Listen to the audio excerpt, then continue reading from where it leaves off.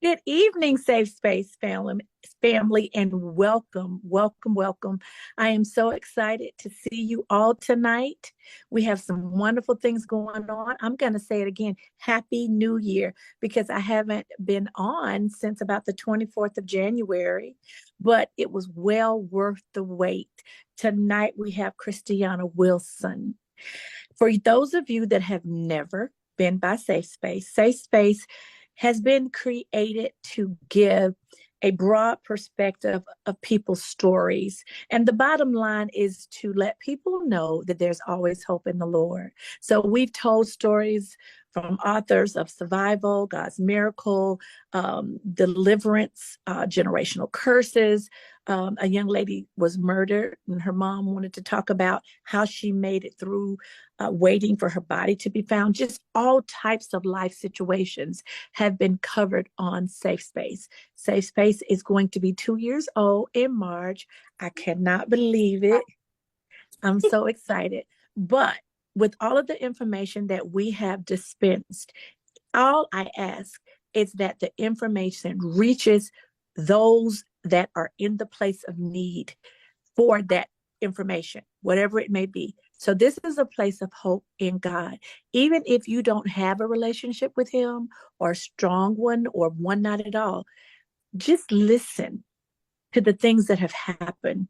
Give it a chance to know that he is a definitely unseen presence in your life that can make the difference for your life. Again, tonight we have Christiana Wilson. She is a wonderful, in my opinion, and I'm sure many other, influencer on Instagram. Her Instagram page is Forever Chrissy, and that is spelled Cryssy. Yeah. It's not the way we would think. It's different because she is very different in a good way, in my opinion. She's a very wise young woman. Listening to her speak reminds me of old spirit, which I have always been, but I found out our commonality. We grew up logistically close to our grandparents. Hers lived across the street from her and her parents, and mine lived down the street from my parents and I. I believe spending time with the elders gives you an unfair advantage. It Yeah. gives you, if you take the time to spend time with them, it helps. So, welcome, Chrissy. Welcome to Safe Space. And thank you for coming by. How are you? I'm doing really, really good. The allergy season is here, but I'm pushing through. And I'm just in a season of like gratitude, honestly. I spent so much time 2023 in disbelief, just seeing some of the things that came to be. And I think that this is really the year where I get to bring it home, like, and really just truly act Manifestation. my purpose. Yes, yes. All the seeds are planted. I feel the roots are there, and I feel like now it's time to start to like really sprout. And I'm excited. I'm excited. Now listen at that. Did that sound like a typical young person? Nothing against them. She talking about plant seed time and harvest time. That's old people stuff, y'all. I'm telling you, that's old people stuff. So since we're talking about that, tell us a little bit about Chrissy. I know I looked at your content. It is absolutely awesome, but most of it is videos.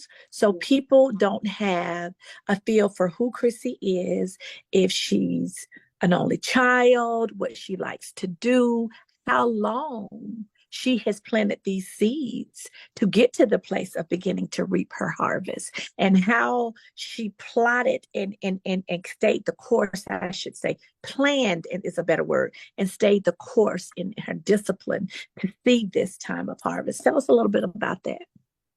Yeah, so there's a lot, and I can be long-winded. So y'all let me know if it's like, okay, girl. Do you?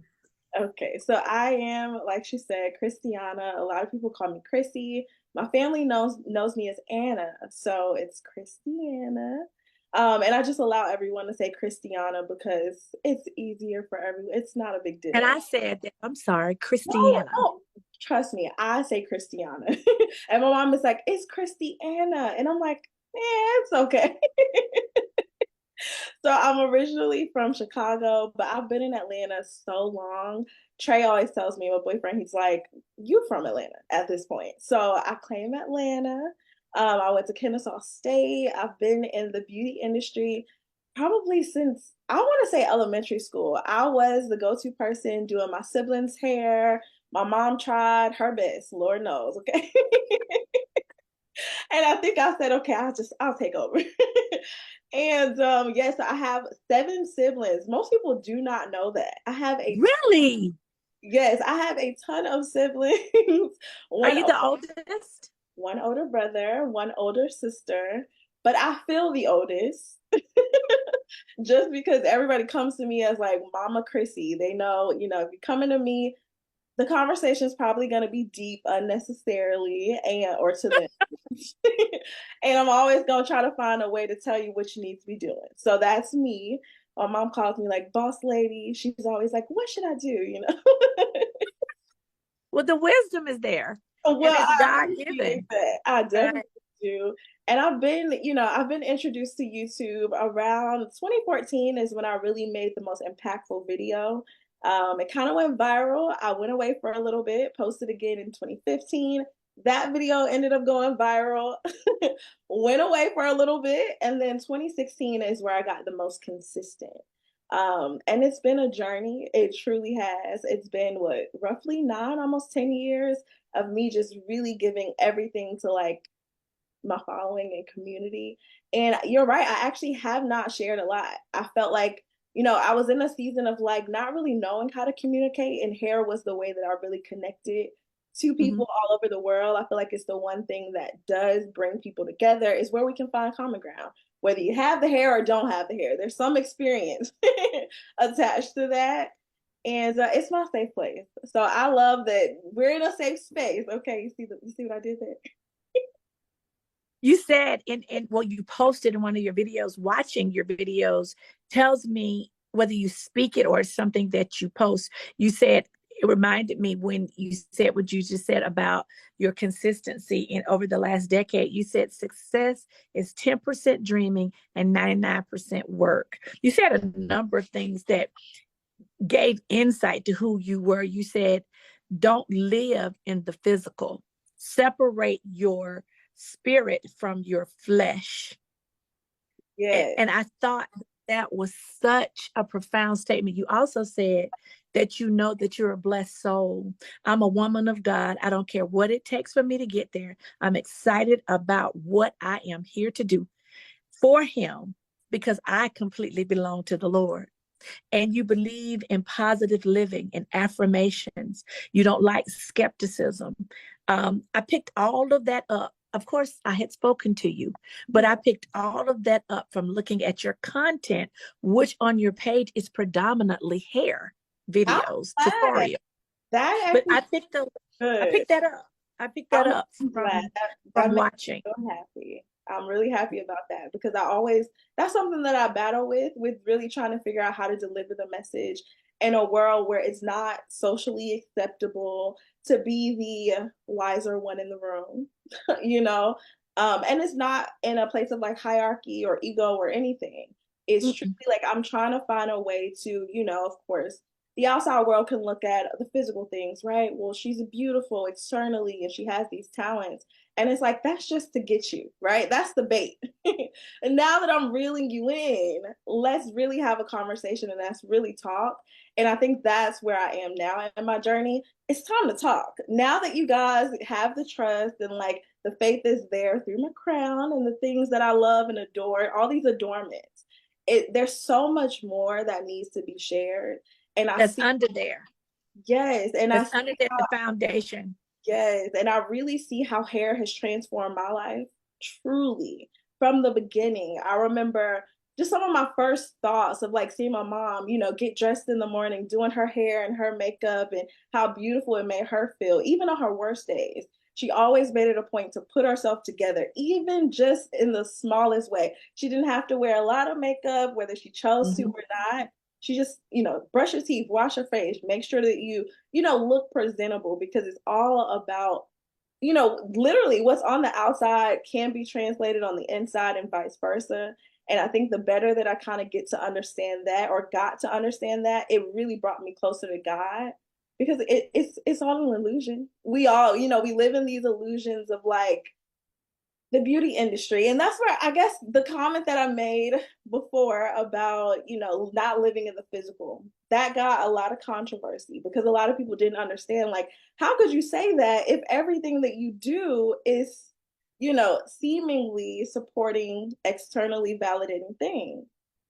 But it was not that I understood. But you meant the mind. And I You meant lived the mind, not in a literal sense. yeah. That this adornment and this external thing, it fades away and it's all superficial and it changes constantly, quicker than young people, I think, even know. Speaking as a person in my 50s, I felt like I was 30 just yesterday. Time is fleeting. So, like you just said, it's time to talk. It's time to get down to the meat of things. It is important to keep ourselves presentable.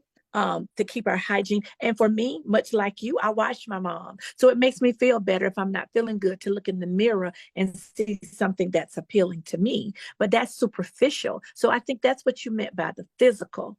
I think your parents and your grandparents are important to you, right? Very. Tell us how that played into the philosophies and the depth and the wisdom and maturity that you have acquired, what you're expressing in the things that you say, just like the statement that we're talking about. Yeah, so I actually come from a family of communicators. Anybody that knows my mother, my grandma, even my dad, we are very direct. We communicate effectively. We are able to really like express ourselves without having the ego and having, all of those unnecessary barriers. And, I feel that growing up, because I was able to express myself freely, it made me comfortable, to really dive into the spirituality and have tough conversations with my grandmother in elementary school, my mom in elementary school, my dad in elementary school. And I've always just felt a strong connection to God. I remember going to church like when I was little, and like it wasn't about the production of it all. I just felt like, okay, I'm here. I don't know what you want me to do, but I know that there's a reason I am here. And at the moment, I didn't see it.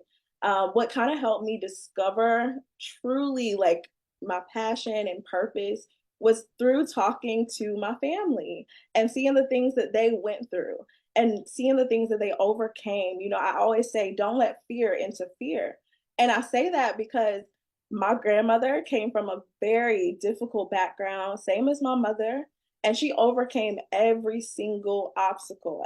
And I mean, if you know anything about Chicago, it is not an easy place. The mindset, and we can get into it, but a lot of people, a lot of Black people that are from Chicago originate from Mississippi. And we all know, right? We can get into the slave trade and just a lot of things that were instilled. My grandmother is white, Black, so that's like a whole nother conversation and layer of just like trauma. And so that communication grew me up really, really quickly. And so when I would spend time around my peers, I always felt like, this what y'all want to talk about? Like I truly always felt that at the core. And I just knew that there was something more that I should be doing. And I think as I started to grow and really get into my own looks and beauty and try to figure that part out, I went through a really, really tough time because I started to get rejection. For the first time, I wasn't hearing from my parents, oh, you look beautiful, and it's not because they didn't feel I looked beautiful. They saw me starting to follow my friends, right? And the way that I dress and starting to change. I wasn't the same Christiana that they knew me to be. I started to turn into, and to really get into a secular world. And I think there was disappointment on their end. And even though the communication was there, I started to become rebellious and really just trying to soul search. And I think in that rejection and that rebellion, I really went through a moment of like, I'm going to dye my hair red and I'm going to try this new thing. And I really went down a path of like discovery. I truly did. When I went off to college, I was so like, oh, I'm going to show my parents I can do hair, because it was go to college, get an education. We all have been told the thing, and that was their safe space. But for me, I saw something else. I'm like, well, I have a talent.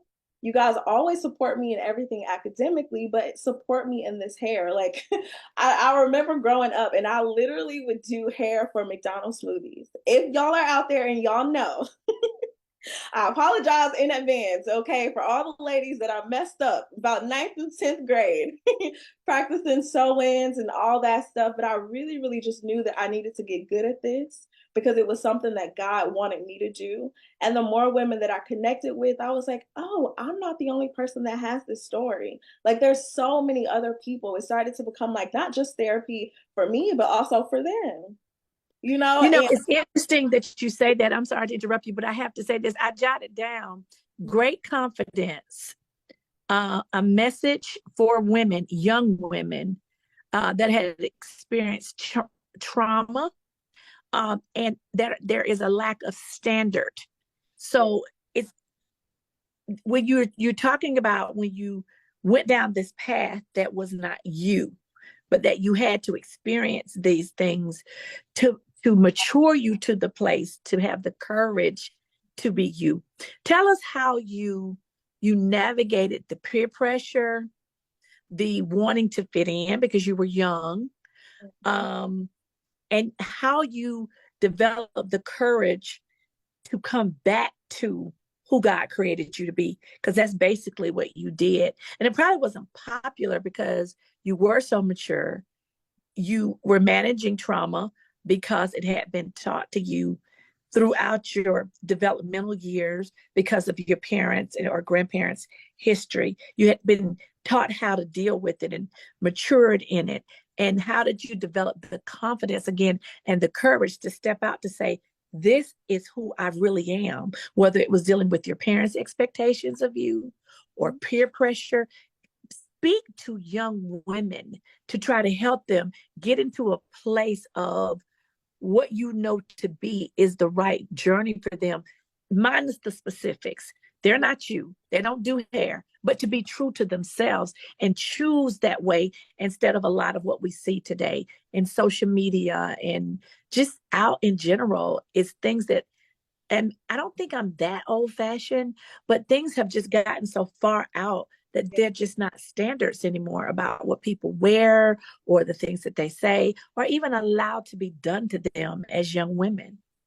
well, I think a lot of people don't have a sense of identity. They don't even know where to begin to find it. I think a lot of people are not accountable in the ways that we take on the traits of other people.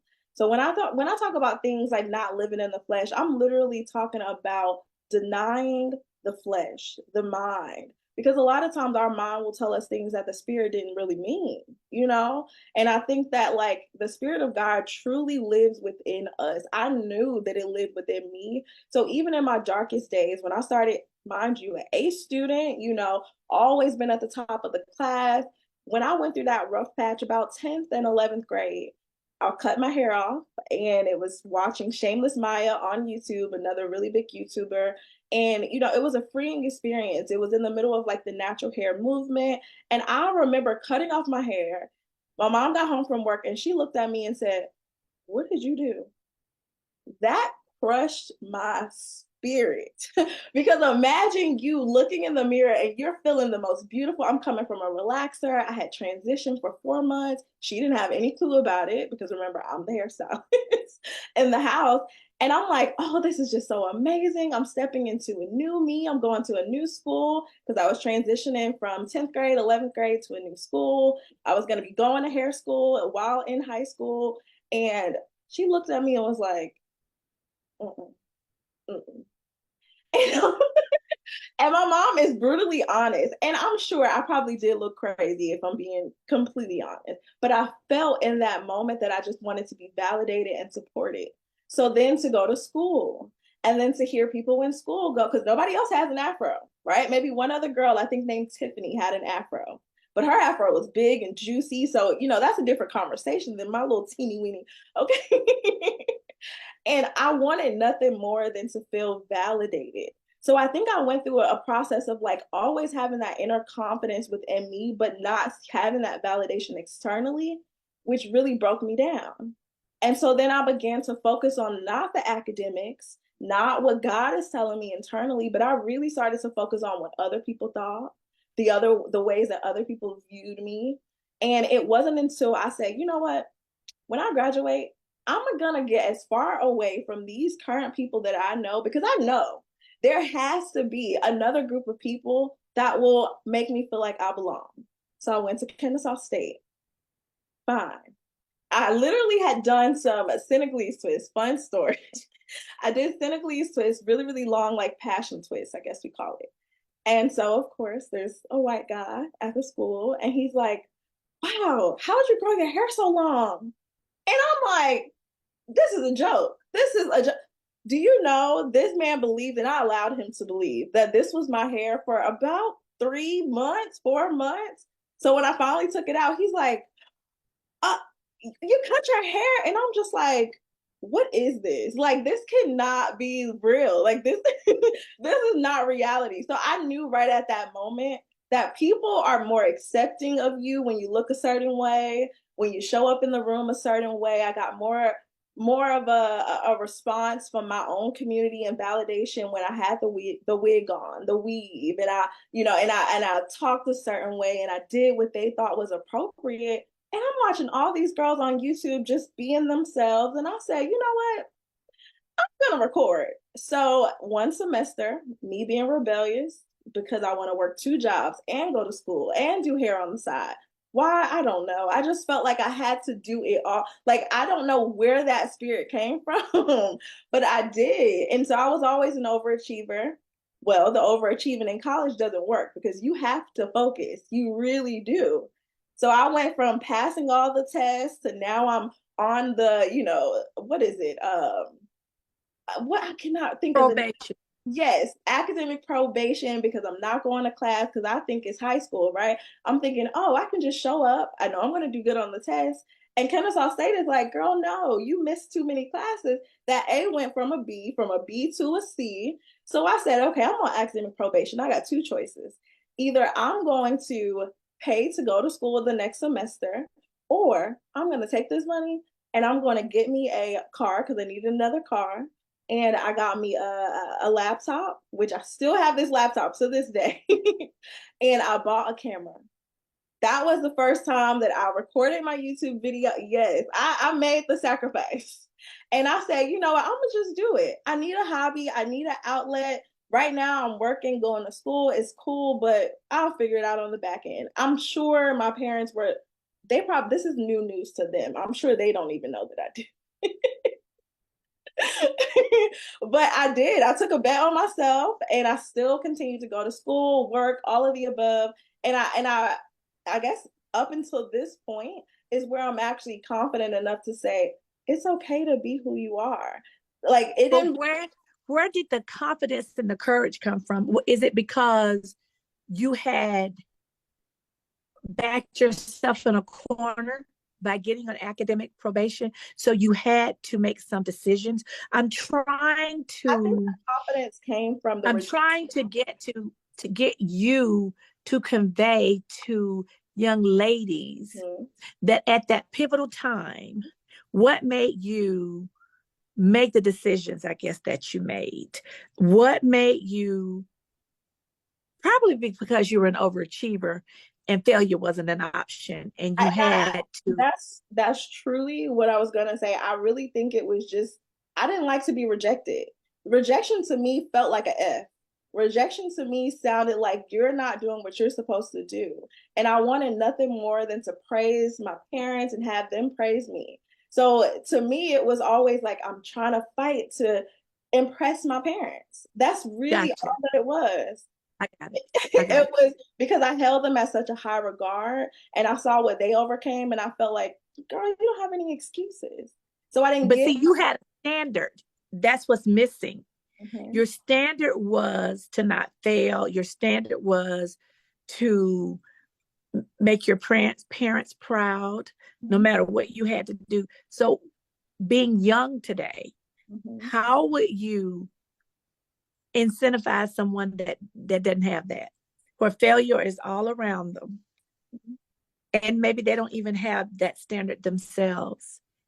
How would you, if you had to speak to a young lady and say, because I wrote down for you self-confidence, self-love, as I said before, no skepticism. So all positive. And you also posted you are the director, creator, and writer of your own story, and you narrate.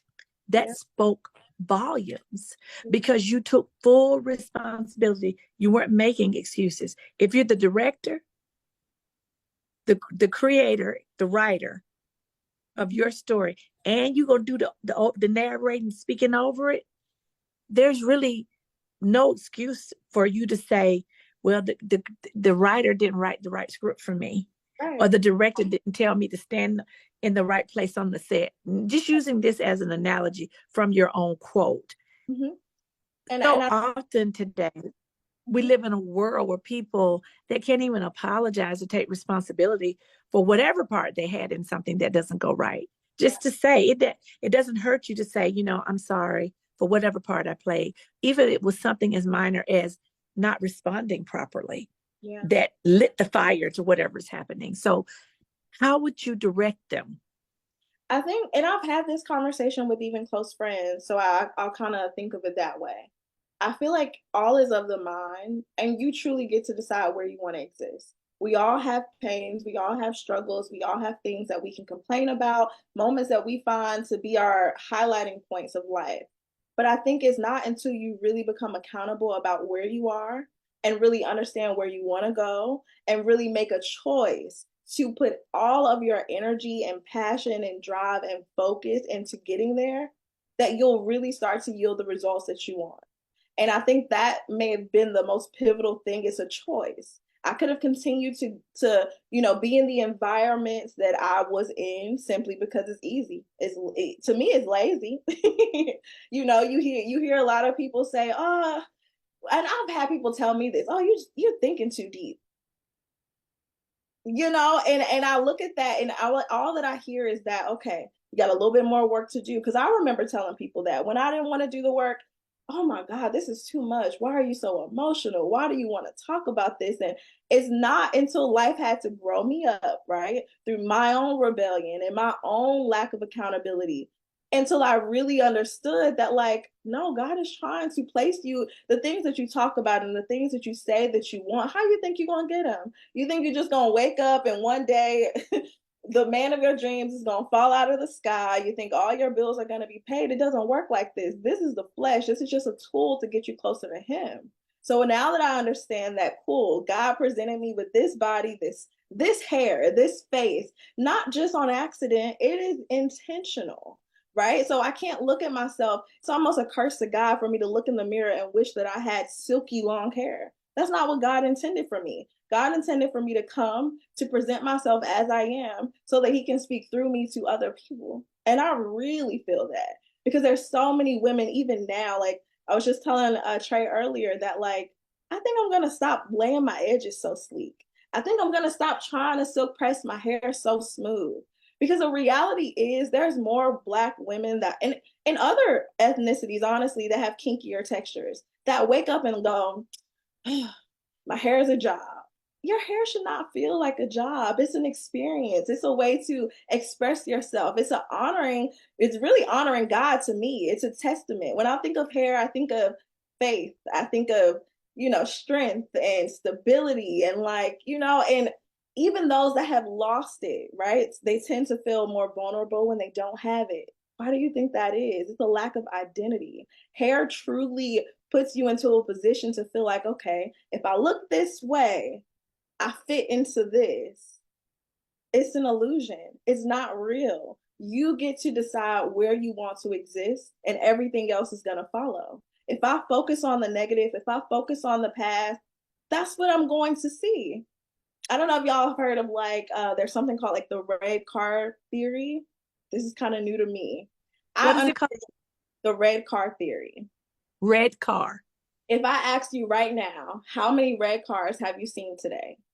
You may not be able to tell me. But if I told you tomorrow, I'm going to give you $100 for every red car that you see, you're going to be able to tell me. So it's Right. not that you never seen a red car when you were driving, you just weren't focused on it. You see what I Right. mean? And then I truly think I that do. we can focus on the things that are truly important to us. But most people have to go through that discovery process. I'm not the most confident just because the most confident person had to also be the most insecure. The opposite of all of that, right? The person in the light had to also be the darkness. Sometimes I was in the darkest spaces where I was the light. I had to be my own light. It didn't That's just right. come from, it didn't just come out of a magical place. Like I feel that It's a every, process. yes, it's a It's a process. process. And it's see, and what you're speaking are biblical principles. I'm doing a book study with a group of ladies about the prophet Elijah. For him to get to Mount Carmel, if you're not familiar with the story, go to First Kings. It for him to get to the place that he could stand in front of almost 1,000 idol worshiping enemies, and he stand there alone worshiping God and the representative of God, and to be able to have the faith to call down fire from heaven in front of these people, and no one wanted to honor our God or the God of all gods. Yeah, He went through a process, which is the very thing that you're explaining. That is, you just said, I have been in such dark places. I had to be my own light. You also said earlier that it's a choice. it is. It is.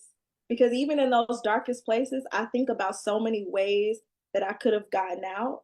And that's why I like to say that it was an illusion, because that's what I consumed my mind with.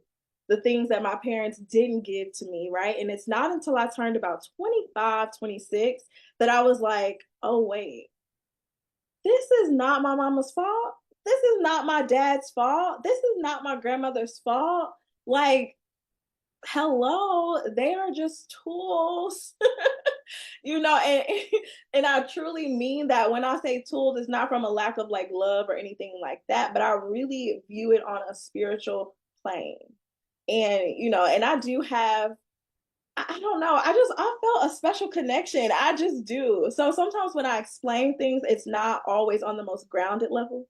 So I think it's because you have a maturity and an understanding already that he's real, yeah, and that you make your decisions based on taking accountability, which is a lack of sometimes now in the way we live as a society. You make your decisions based on biblical principles, because what you said just a minute ago basically summed up the process that Elijah went through to be able to do what God placed him in the earth to do. It was yeah, a process. When he began this, his getting to Mount Carmel, because he did what he did during a time of terrible idol worship right, under Ahab and Jezebel's rule. So he was up against it. He could not have done what he did at the end, at the beginning of his process, because he wasn't ready. So that's kind of the analogy of where you were when you were in college. But exactly. you made a choice to go through the process and not abort the process. You Right. just also said that I could have left and made saw ways out, which would have been aborting the process, which means you probably wouldn't have been where you are right now.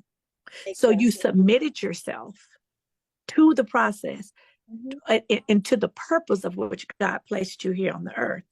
And that is why you see things the way you do. I can't say it's not grounded. You see it in the way that I think we all need to submit ourselves to see it. What's so wonderful about it for me as a woman in her 50s is to see you get it by the time that you are 30 years old, because I didn't have it. I didn't have it. So where would I be now if I had? And I've never been tremendously rebellious or anything like that. I just did not submit to the magnitude of what you're speaking of, or even see the processes the way you do. I saw them as hardships. Mm, yeah, yeah. That, I mean, and a lot of people do. A lot of people don't. I think a lot of people don't want to go through the fire because it does hurt and it does harm and it does make you feel like you're alone. And, I wish that people would explain more when they say it's lonely at the top. It's not actually lonely at the top. You can have as many people around as you choose, but the reason it feels lonely at the illusion of the top is simply because you are now more conscious about the people that you surround yourself with. That's why it feels lonely, because you don't see a lot of people speaking these things, and not just speaking it, but also living it and working through it. A lot of the people that I came into, contact with over the years, whether the relationship ended, and I mean friendships, not just romantic, but, however the relationship ended, whether positive or negatively, I do think at some point I was able to come to them to apologize, whether I was right or wrong, and I would always ask discovery questions like years later, months later, how was your experience with me? Tell me a little bit about it. What is it that I could work on? Because I knew that those were the tools that were going to get me to where I want to be. And But that's good. Mhm, That's good. But it's accountability. mhm, mhm. Most situations that people, when they can't grow or can't mature, and it's not always age based. Some people are 70 years old and they can't take accountability for their part in anything. It's Yeah, hard to apologize, and they would never go back and ask someone, how did you perceive me? What was your experience like for me? Because that is something that would help them or give them the tools to mature and grow. It is always a nice thing to ask even those that you're around each and every day, how did I respond? Because we can't see ourselves. yeah, yeah. And you would be surprised. Like my siblings, this is probably TMI, but my siblings we would always record our parents. Like whenever they would be going off on us, my mom used to hate it. She's like, why are you doing this? But it's like, we need to let you hear who you turn into, right?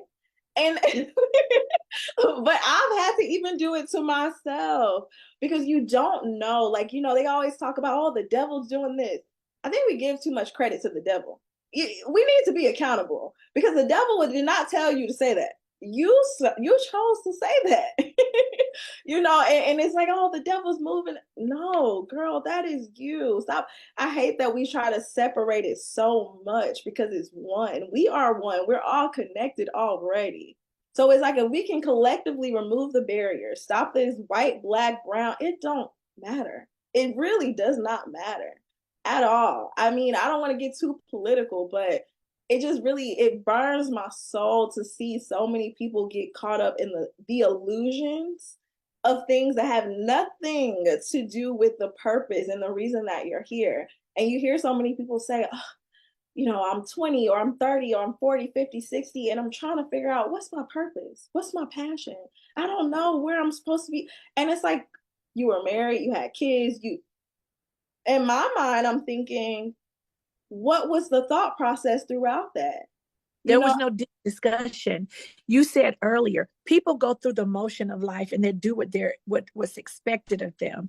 They don't take the time, as you did when you made the decision in school, whether you made it for the right reason or not, you made it mhm, because you said, I don't know if you were in search of you or you were in search of making sure you didn't fail in pleasing your parents, but you still made a decision. yeah, But at some point, you decided to have the hard discussion within yourself, yeah, because the worst thing in the world is to lie to ourselves. mhm, The problem, I think, in a lot of instances is that we don't even have the discussion to lie or tell the I don't, truth. We just go through the motion. We just have the kids. yeah, We just get married. yeah, We just pick a career. We just go to work. We never sit down and take the time to first have the conversation with God to yeah, see what it is that He placed us here in the earth to do. exactly. And secondly, with ourselves, to make the decision to go through the process to get to the place that we can accomplish what it is that you are using social media to do. Yeah, You listening to you and the way you relate to your crown is a part of how you are, as you said earlier. You are a full-time 6-figure earner influencer. You have drawn an audience mhm, in with your hair, because that is a part of the passion and why you created. Now you have to use your voice mhm. Yes, yes, to open these conversations to influence a generation mhm, of yourself, yeah, people my age, everyone. the young lady, wonderful LaShonda, that helps me with my Zooms for Safe Space. When I told her that I was interviewing you, she's like, I follow her. She's of my generation. So Yeah. you have a voice now, and Mhm. you have a responsibility to use it through what initially, as you said earlier, brought them to your platform. Yeah. Yeah, and I totally agree. And I felt like I was fighting myself on it for a while because again, the rejection. Nobody wants to feel rejected. That overachiever, I heard somebody say this past year, overachieving is a trauma response. And I was triggered by that. I'm like, what? But in all seriousness, it is, I right? Because believe it. people pleasing is not a good thing, in terms of if it's not balanced, right? You can't have too much of anything. And I That's think right. what I was lacking a lot of the time was the balance, because I do have such strong opinions in my own spirituality. And I realize that the collective, a lot of people are not, especially my age. I think that's what it is. Like, I would prefer to sit in the room with the older people when I go to You a did when I met you. yeah. We were in a house full of, there were young people there that were your age, in their mid 20s. One was 29, and you came in the room with us 50-year-old women. And I looked at you like, what is she doing in here? And you fit right in with the conversation. Yeah. The old soul. I don't know. I like to learn. I am passionate about learning. And I feel like, and it's no shade to my generation, but I don't often feel Right. challenged when I'm in the room with them. And I love to be challenged. I want to be able to kind of not necessarily debate, but I want to hear how people think. So we can't really have those deep conversations and really get somewhere and let it be purposeful. A lot of times I'm like, I don't really want to be there, like I don't. But you're being true to who you are because you have a purpose. Because in speaking to you, even in preparation for this show, I discovered you have a very strong sense of discernment.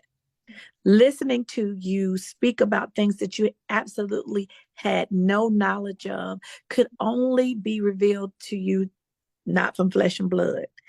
And I think because you have been so aware and acutely aware Yeah. to the Holy Spirit from the time that sounds like you were a little girl, you going through the process and being true to surrendering um, to your purpose in life and how he chooses to use you has advanced you and grown you in that area, in your wisdom and in your discernment. Because some of the things you said were, I just know and feel they were not revealed solely by flesh and blood.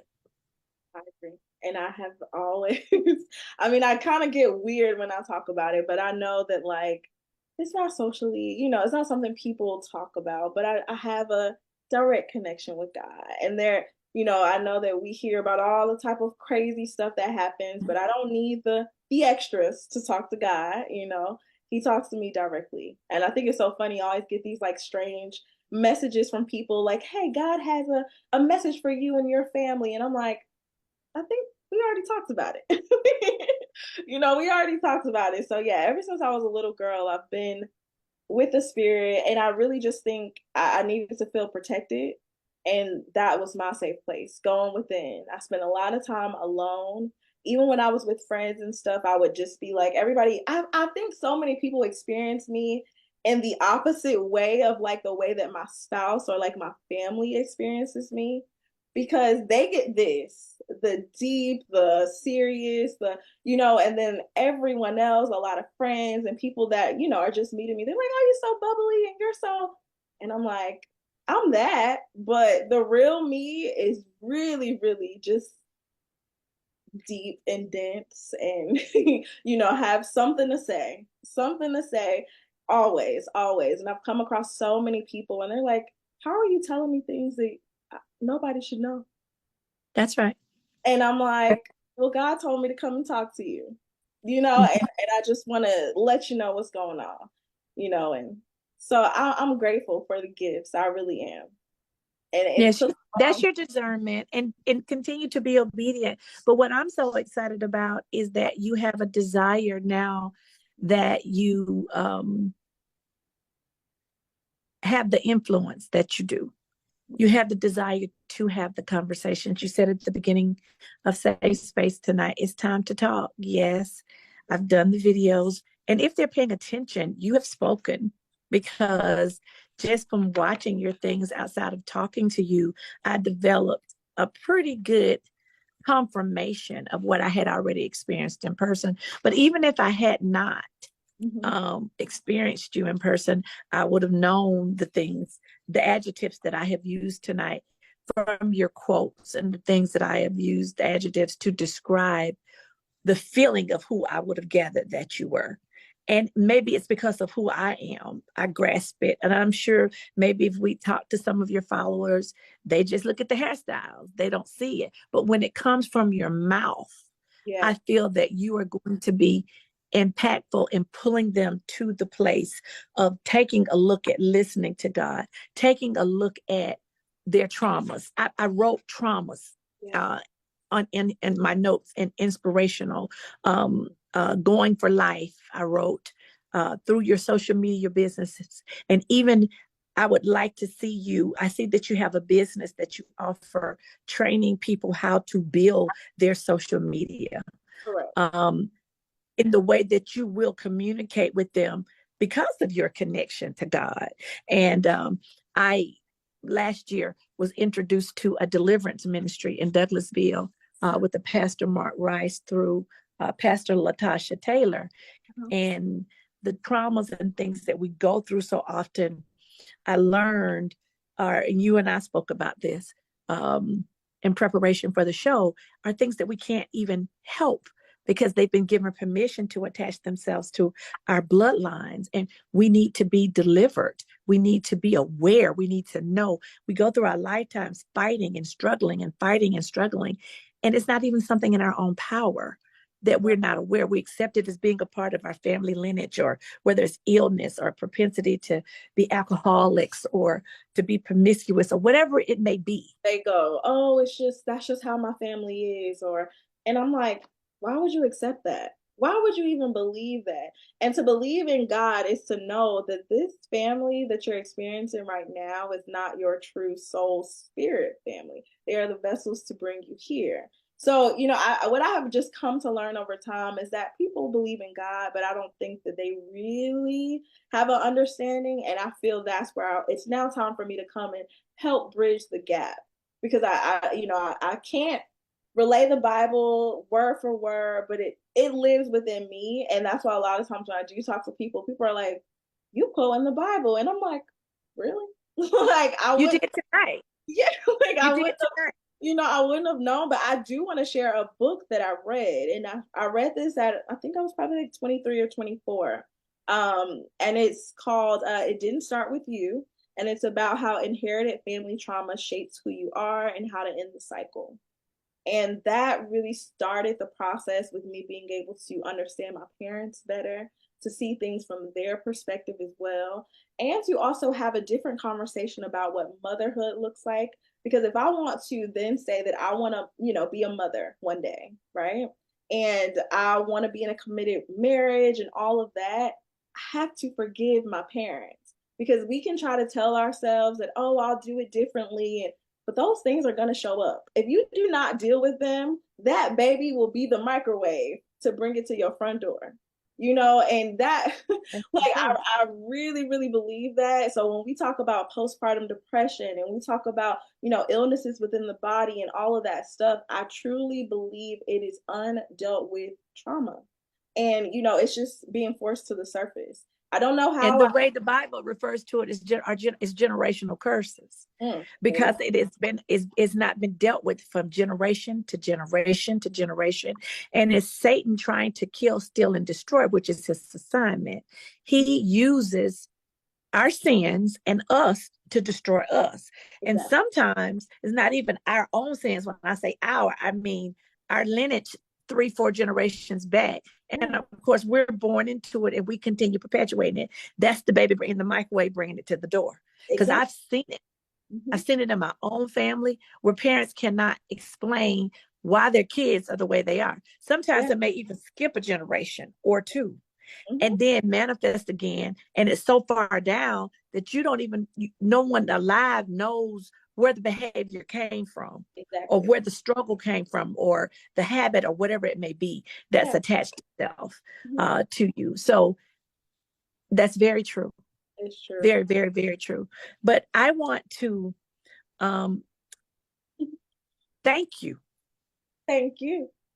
for taking your time to come by Safe Space because I was excited, anticipating, and I don't want to use the word nervous because I wasn't nervous because I'm very comfortable with you, but it was a question in my mind as to how this conversation was going to go because of you, the way you communicate. But what helped me, even outside of talking to you, was seeing the foundation again of who you are through your posting Yeah. and your philosophy. Um, so I want you to give your YouTube information. I want you to give the information about your classes and anything else, contact information that you would like the audience to know. And I want to say this, but I'll finish this once you give that information. So go right ahead. Yes, so of course, if you are not already subscribed, definitely make sure that you subscribe to my YouTube channel, Forever Chrissy, and also make sure that you are following me on Instagram and TikTok. And Miss Shelby has done a great deed. She has introduced me into the live world. I know so many people are like, girl, go live. So I'm really, really excited to finally delve into that. I do offer consultations if you guys are looking to get started on YouTube. I have not posted this to the public yet. That's intentional. I'm very intentional about the relationship. So we do a consultation phone call just to make sure that we are in alignment. I don't want to, y'all know.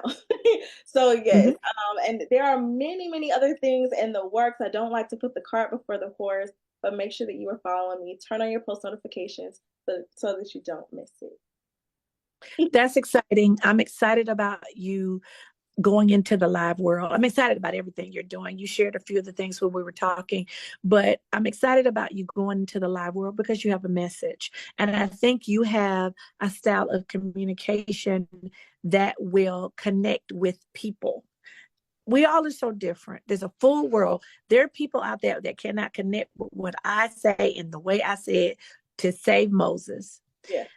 So they need you to build a foundation to lead them across the bridge to a relationship with God. They need you to build them across the bridge to look at their generational curses, or as you bring their traumas to the surface, to be able to utilize the word of God to know what to do to end this in their lives. They need you.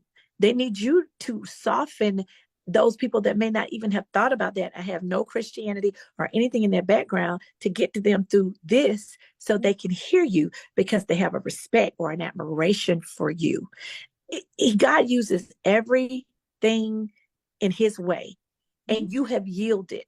So I'm excited about that part of your evolving. Very excited. So if you all need to contact this director, creator, and writer or narrator of her own story, she has given you that information. And I'm going to do something that I always forget to do. I'm very excited about being on Instagram tonight.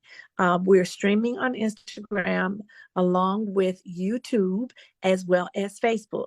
My information is Safe Space with Shelby Arrington. On Instagram, it's safe space underscore Shelby Arrington. On TikTok, Facebook, as well as YouTube, it is safe space with Shelby Arrington. Please follow and subscribe. We're coming up on our 2-year anniversary. I'm extremely excited. I think I have a little idea in the works for like a celebratory show for the month of March for the anniversary of Safe Space. So I'm gonna have to talk to you about that, Miss Expert. Okay. But I am so happy that you came by Safe Space tonight. I'm happy that you shared a little of Christy with us tonight. I'm hoping that some of your audience will see this so they can hear you, see you and know that you are planning to come into the live world, because I'm Yeah. sure they're going to be extremely excited with your live tutorials, Yeah. the conversation that you may choose to have with them while you're doing it. It just won't be music or you narrating. And I think if you even broaden into interaction, which I want to do at some point, Yeah. broaden into interaction with my audience. I want to thank everyone, whether you're on Facebook, YouTube, Instagram, whether you see this video later, for supporting Safe Space, because it's been a hard struggle. Sometimes you get in those dark spots that you just spoke of, and you have to be your own light. And you say, does it matter? Do I really need to do this? It's not always easy. It's a sacrifice. But you have this small, still voice in the back of your head Yep. saying you got to do this. Yep. So if it just touches Yeah. one person, meeting them at their place of need, you've been obedient. And we both know that's better than sacrifice. That is true. So, Miss Chrissy, is there anything else you'd like to say tonight? As I always say, and those that know me know, don't let fear interfere. I love y'all. Stay pretty. And of course, I will see y'all in my next video. Bye, baby. Thank you so much, sweetheart. Thank you, thank you, thank you. I'm looking so forward to seeing you later and spending some time with you. And I thank you again for coming by Safe Space. Thank you all for listening. Also, my website is Hope, the word AT, at safespace.com. If you need to contact Miss Chrissy through me, which I'm sure you don't need to, you can reach out to her directly. But if for some reason you do, I will be more than happy to get her the information. You all have a wonderful evening, and thank you so much for coming by Safe Space. Thank you for listening. Good night, sweetheart. You have a good evening. Bye-bye.